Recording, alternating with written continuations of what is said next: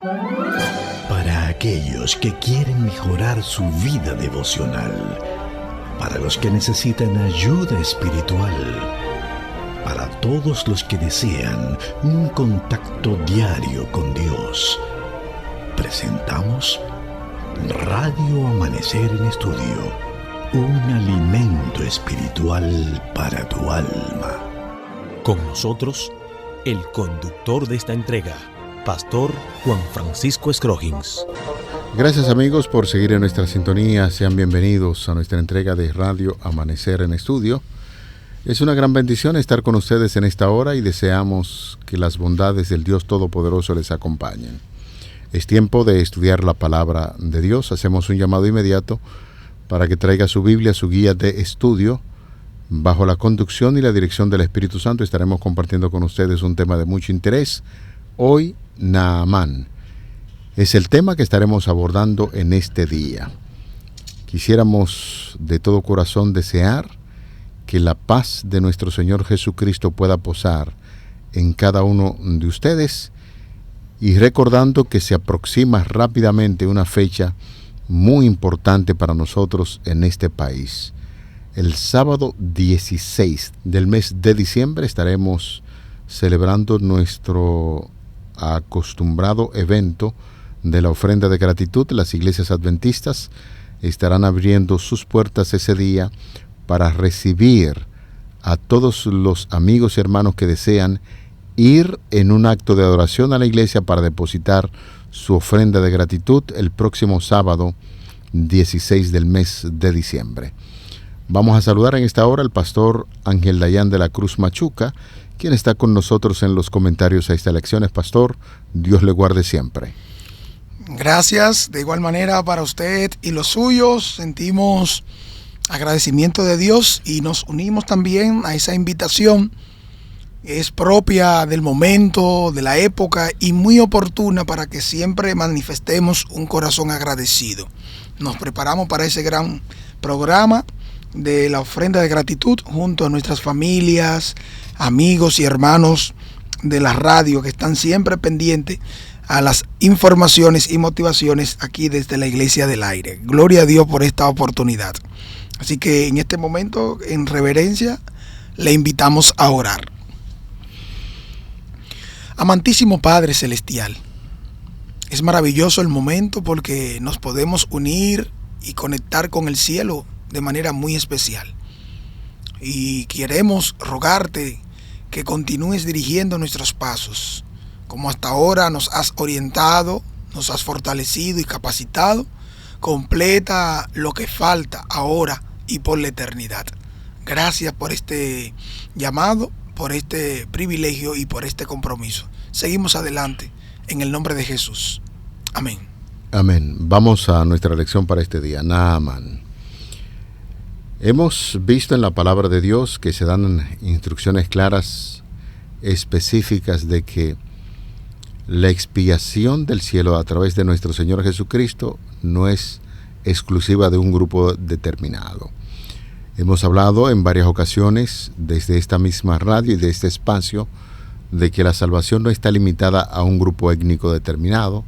La salvación es para todos, y recientemente, cuando hacíamos la comparación de que Cristo murió por los pobres, por los enfermos, Cristo realizó un ministerio a favor de estas clases, estamos enfatizando el hecho de que el mismo Señor Jesucristo vino a esta tierra también para traer esperanza a los poderosos, a los ricos y a los gobernantes, y hemos visto algún tipo de evidencia bíblica sobre este asunto.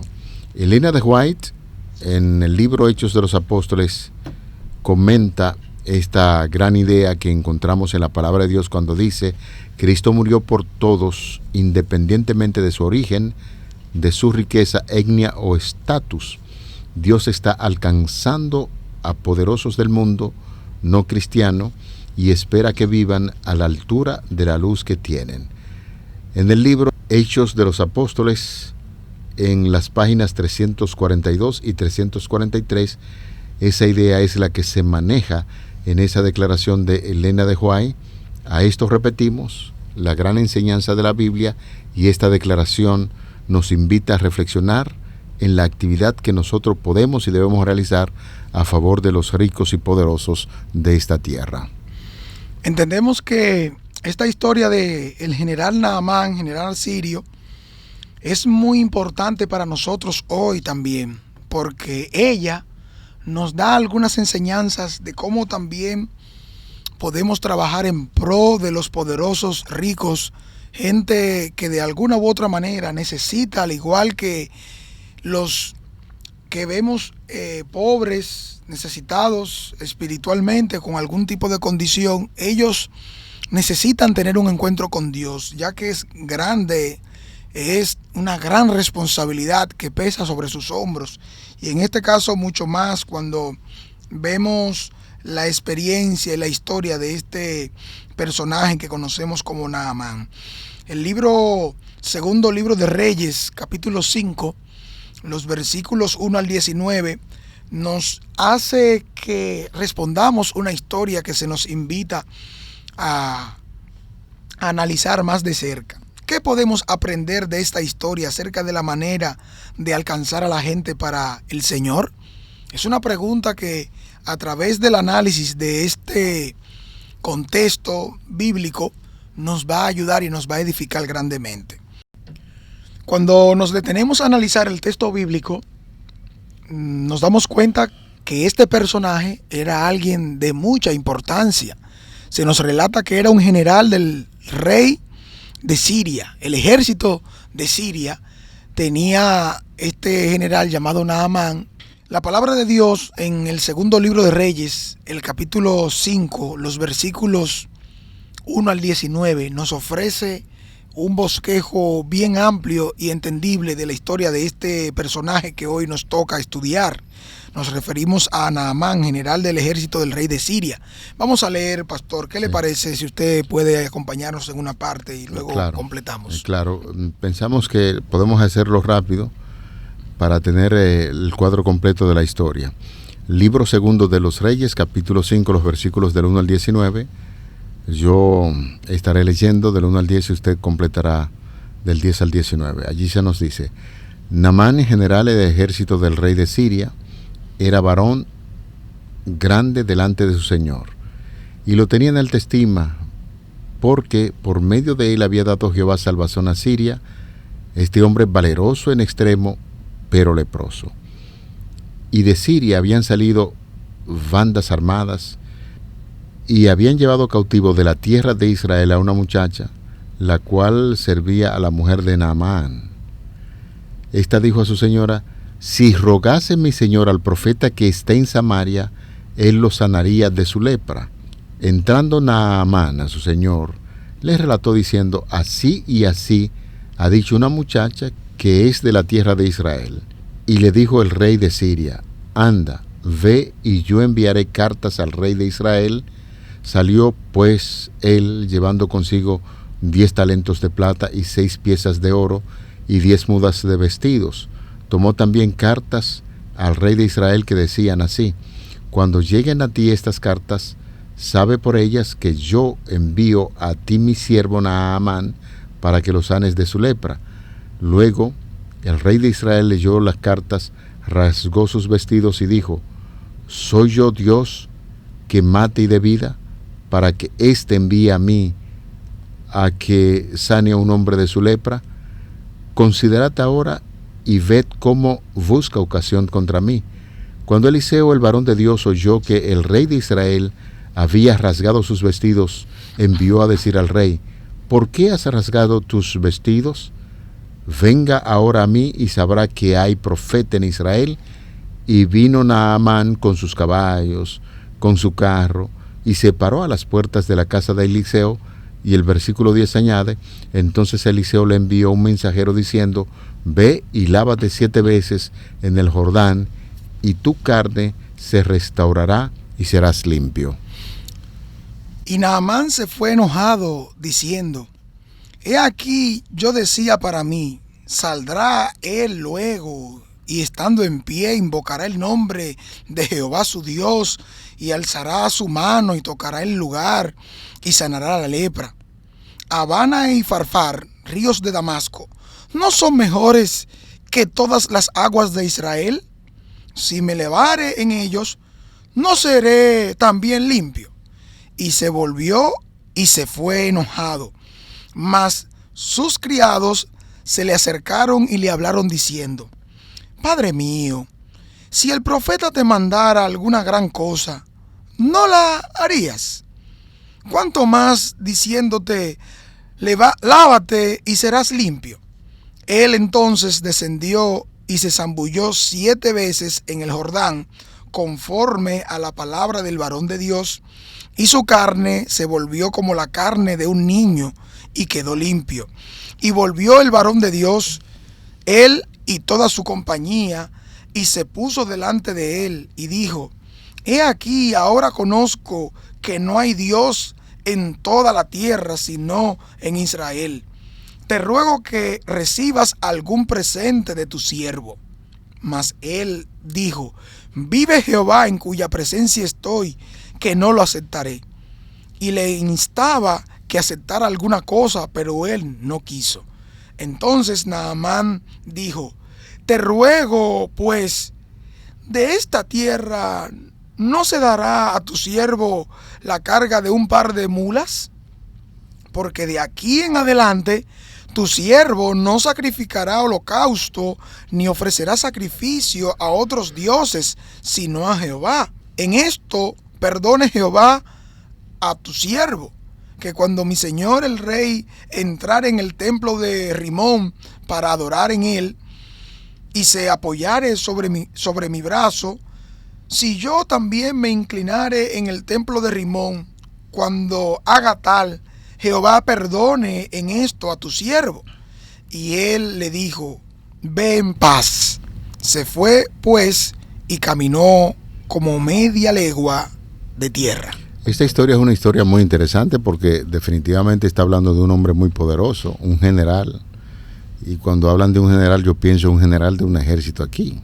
Cuando un general llega, llegó un general. ¿Fue un general que llegó, pastor? Fue un general, no fue un cabo, ni un sargento. No, hay que hacer saludo, ni pastor, de un una segundo, vez. primer teniente, un capitán, no. General, una fuerza de poder. Entonces, en este caso, Naamán es un hombre emprendedor, muchos éxitos en términos de victoria. En sus campañas militares es mucha victoria. Y nos encontramos que el texto bíblico pone una objeción, pero es leproso. El leproso era una persona condenada a morir. Definitivamente que podría tener dinero, fama, poder, de todo, reconocimiento del mismo rey. ¿Qué más puede esperar una persona? Eso es lo que en términos de poder se espera. El rey, un reconocimiento de que es un gran guerrero y lo tiene en alta estima. Sin embargo, el texto bíblico dice, era leproso. Es una nube que viene a opacar la felicidad de un individuo de tanto éxito, de tanta fama, de tanto poder, y entonces necesita resolver el problema que tiene, que es un problema de lepra, que en aquel entonces, Pastor Machuque, amigos oyentes, era una sentencia de muerte, porque la lepra en aquel entonces no había forma de cómo curarla, y uno se pregunta de qué sirve el poder, la fama, la gloria, cuando tú estás condenado a morir. Realmente es un reto para nosotros hoy también. Tomando el ejemplo de esta historia, fíjese que se nos hace una pregunta. ¿Qué podemos aprender de esta historia acerca de la manera de alcanzar a la gente para el Señor? Creo que mucho, porque miren cómo después que Naamán fue sanado, fue limpio. Ya usted conoce el contexto, su reacción. ¿Y cuál fue la metodología que utilizó? Oiga, es bueno destacar, antes de entrar a la reacción directa de él después de sanarse, que hablemos un poquito sobre la metodología que se ve en este pasaje de la Biblia, para que nosotros entendamos la forma correcta en que Dios obra para producir un milagro en un grande. Note que lo primero es que él entiende el proceso que ha de usarse para cuando llegue, debido a un proceso diplomático, de rey a rey, va donde su rey, y luego envía, encomienda las atenciones del lugar, y que por lo menos hará hasta la forma, hasta como debía ser sanado. Él entendía, ¿verdad? Pensando en los rituales que él tenía para con los dioses en su tierra. Pero que hay un caso también que hay que destacar, también, y es la muchacha. la que está trabajando como servidora en la casa. O sea, ¿cuándo usted ha visto que los sirvientes dan opiniones para curar? Pareciera o cuando los sirvientes se ponen a conversar con los señores en la casa. Pareciera que fue algo de mucha trascendencia e importancia, y el valor y el aprecio que se le tenía también a las personas que servía da a entender que podía tener la confianza de dar la recomendación, porque no eran 2 días ni 3 meses, era un tiempo prudente, y una persona que tiene este tipo de condición, pastor, mira, sufre mucho, amigos y hermanos. Yo no sé si ustedes se recuerdan y han escuchado hablar de los naciditos que le nacían a uno. Yo hubo un tiempo cuando jovencito, pastor, tenía unas cuantas llagas en mis piernas. Mire, pastor, eso es algo que uno se siente mal, despreciado y apartado. Y me imagino entonces que la servidora, viendo el sufrimiento de su amo, viendo la de la esposa, su familia, dijo, miren, si yo teniendo la salvación, la solución, me voy a quedar callada. Entonces es ahí donde entra la preocupación por los demás, no importando el estatus, no importando, son personas que necesitan encontrarse con Dios y ser sanados también, pastor. Aunque hay que destacar que la lepra no produce dolor. La lepra no produce un estado físico que la gente se vaya a sentir que le duele, porque la lepra, además del aspecto horrible que tiene, es una sentencia de muerte, pero no produce dolor. Sin embargo, la angustia que viene como consecuencia de saber que va a morir es lo que la muchacha ve en esta familia. Y entonces, sabiendo ella que en Israel hay un profeta de Dios, le dice, bueno, no se moleste mi señor o mi señora, recomiéndele a mi señor que en Israel hay un profeta que puede trabajar con esa enfermedad. Óyeme, cuánta misericordia, cuánta bondad tiene Dios, que a la gente del servicio la utiliza para darle un mensaje a los grandes y poderosos, y parece ser que la muchacha era de tanto testimonio que llamó poderosamente la atención de la señora, y entonces se hace la recomendación a aquel gran general que decide entrar en ese proceso que ya hemos hablado, de diplomacia, de rey a rey, de llevar una carta y que esa carta diga exactamente lo que tiene que decirle al rey, y cuando llegan allá entonces, ¿cuál es la reacción que hay del rey de Israel? Noten ustedes que el rey se preocupa y dice, bueno, pero venga acá, ¿y seré yo Dios? ¿Por qué me lo envían a mí? ¿Seré? Pero lo importante aquí a resaltar es que donde quiera, en cada uno de los lugares donde hay personas necesitadas de un entendimiento, de una intervención de Dios, Dios tiene sus instrumentos. Mire cómo usted ha venido señalando, amigos y hermanos, noten cómo se hace el énfasis de que, bueno, en aquel lugar hay un instrumento de Dios que testifica del poder que tiene el Dios de Israel. Fíjese cómo interviene y da la recomendación y testifica de esto. Número 2, notamos ahora cómo el rey de Israel se preocupa por el caso y dice, pero venga acá, ¿y por qué me lo mandan a mí? ¿Seré yo Dios que puedo sanar a este hombre? Pero en ese lugar también encontramos que alguien escucha y es usado como instrumento de Dios para que haya una evidencia del poder y de la gloria que solo le merece a quien, el Dios creador del cielo y de la tierra. Porque los reyes, específicamente la aristocracia, es la que gobierna, es la que dirige, pero en el caso de Israel es a Dios que debe representar. Cualquier tipo de necesidad en este sentido debe conectar a la persona, no en venir a mí y en verme a mí como la solución al problema, sino más bien en yo venir para que tu Dios, porque el punto es que se lleve la persona a Dios, no anclado propio en el problema propio, sino más bien en la solución que debe venirle Dios. Y ese reconocimiento que tienen ellos, al venir, vienen con la receptividad y vienen con el testimonio, porque allá hay un qué. Hay alguien que puede hacer eso, que es el profeta de Dios, a quien Dios usa. Notamos entonces que el profeta le dice, no, mándelo, para que conozcan que aquí hay un Dios.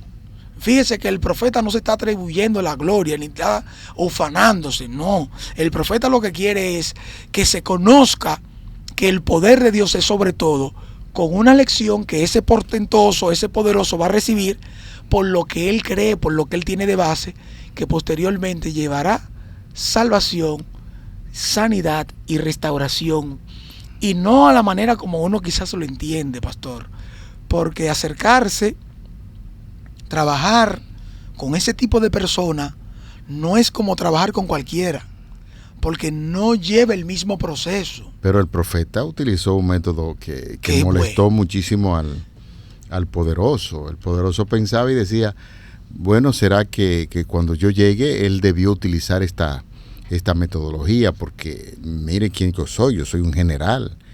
Entonces, de manera sencilla y hasta irrespetuosa, me imagino que pensó Naamán, el hombre ni siquiera salió a recibirme para darme los honores cuando le enviaron al profeta, y se molestó muchísimo, porque el que tiene poder, el que tiene fama, piensa que todo el mundo tiene que rendirle pleitesía, y no es así. El profeta de Dios, pues, es el representante de Dios, y le empezó a establecer la forma correcta en que él debía actuar, y en medio de ese disgusto que tenía, como el profeta ni siquiera le recibió, sino que envió a alguien a decirle lo que tenía que hacer. Él incluso dijo, él tenía que llamarme, decirme hacer esto. Pero, ¿y cómo es posible que tú te quieras relacionar con Dios si tú le estás poniendo condiciones a Dios de cómo debe hablar contigo? Es que el orgullo del ser humano, la forma del ser humano a veces quiere establecer los parámetros, aunque Dios, ¿cómo es que Dios debe hacer la cosa? Y aquí el profeta le dijo no. Evidentemente que hay etiqueta y protocolo que debe ser observado en el tema de las relaciones interpersonales con las personas de altos mandos, de poder, de riqueza, de pompa y gloria en este mundo.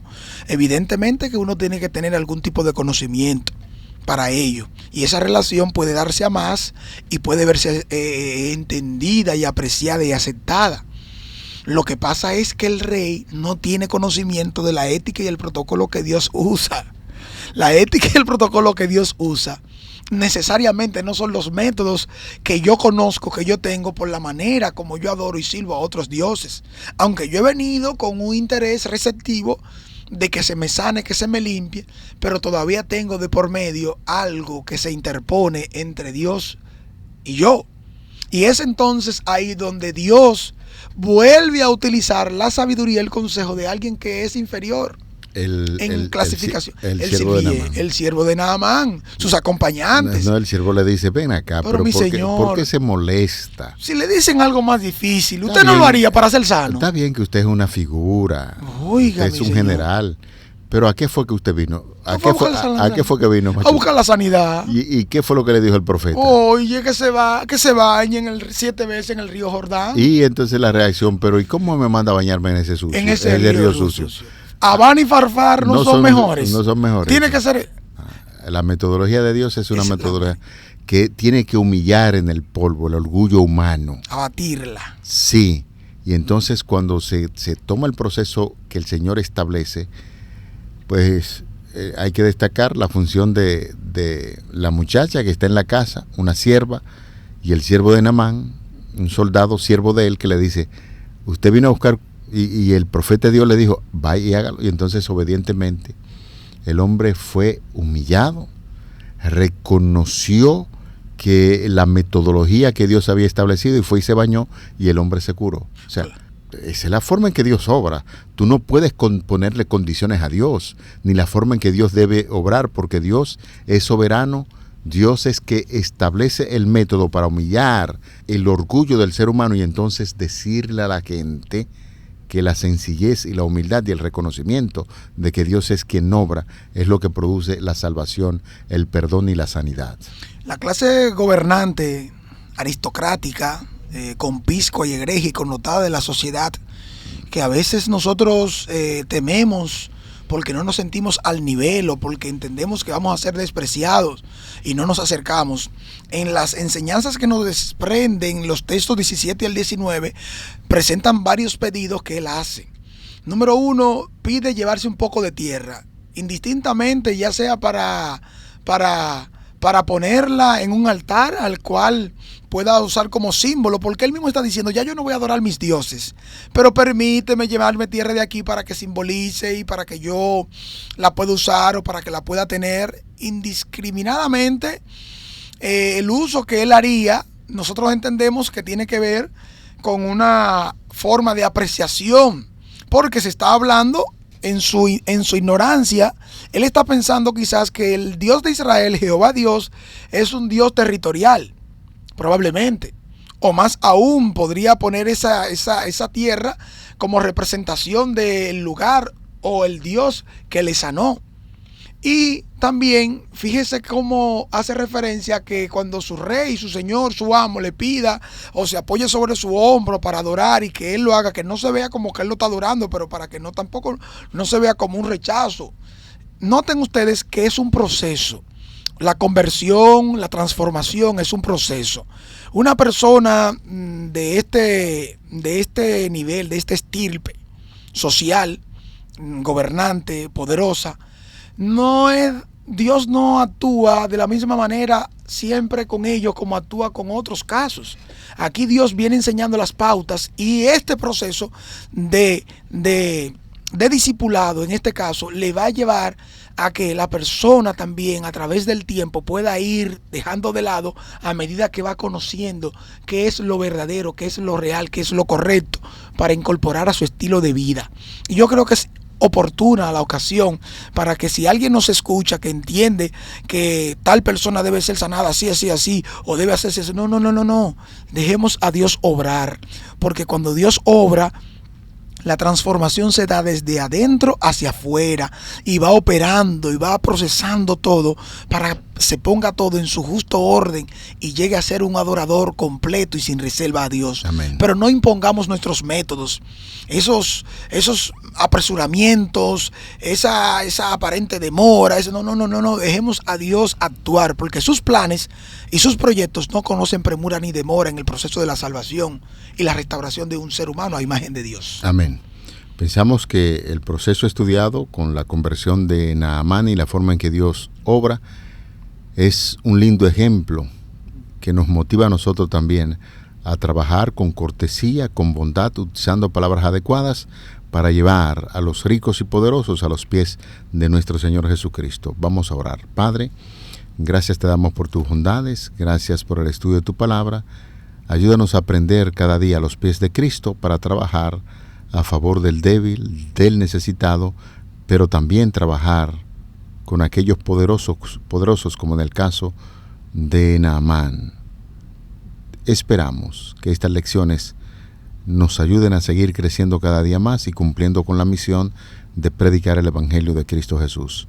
En su nombre te lo pedimos y en su nombre agradecemos. Amén. Amén. Para aquellos que quieren mejorar su vida devocional, para los que necesitan ayuda espiritual, para todos los que desean un contacto diario con Dios, hemos presentado Radio Amanecer en Estudio, un alimento espiritual para tu alma.